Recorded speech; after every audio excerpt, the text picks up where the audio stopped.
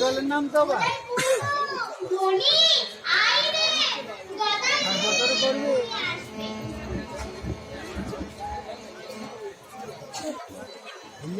খোলা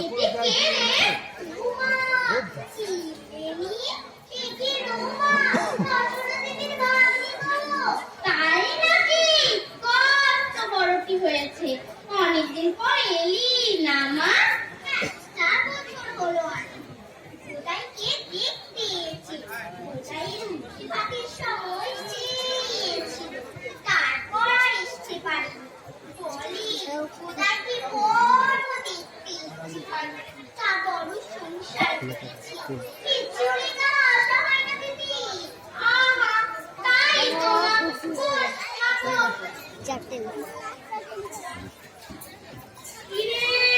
গদাইকে দেখলি না?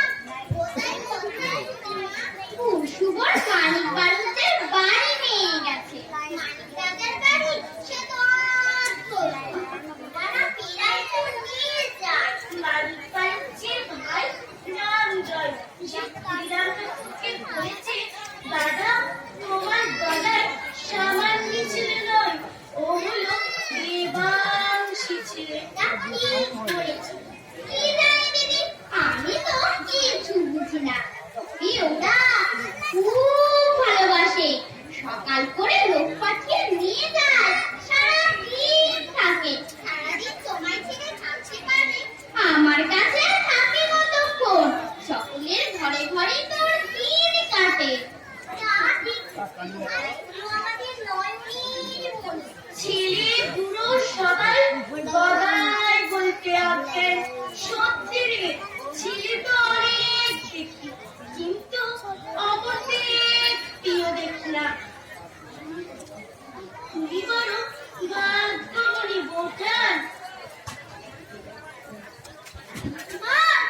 দেখো দেখো আমি কেমন গয়না পরেছি। ও মা, কত বারোটি হয়েছে। গয়না কে দিল রে? বৌদিদিরা দিয়েছে। গদাই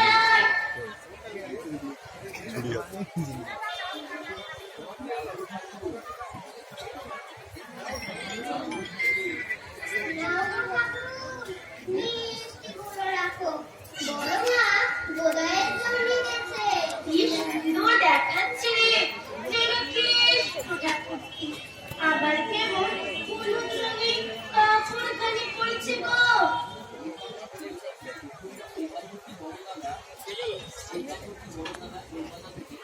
ওই কাপড়টি বড় দাদা কলকাতা থেকে গদাইয়ের জন্য আনছে। বৌদিদিকে দেখো কেমন পালা করেছে, কি সুন্দর। তুই এত দেরি করলি কেন? পুরো ছাড় ছিল না রে। তা ওদের দোষ কি বাছা? তোরে একবার পেলে কে ছাড়তে চায় বাবা? এখন আসি গো মা। আয় মা, একটু জল খেয়ে যা।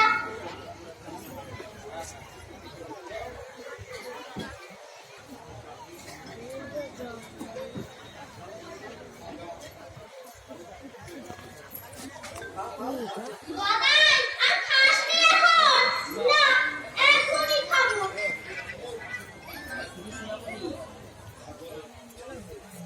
আসি রে সোনামণি। এই তো বারুজ্জেদের বাড়ি খেন, এখন রেখে দে, পরে খাবি। থাক, লোয়া খেলে কিচ্ছু হবে না বোঠান। ও গদাই, তোর দিদিকে দিদিকে দেখবি তো তুই পাঁচ করে চলে গেল।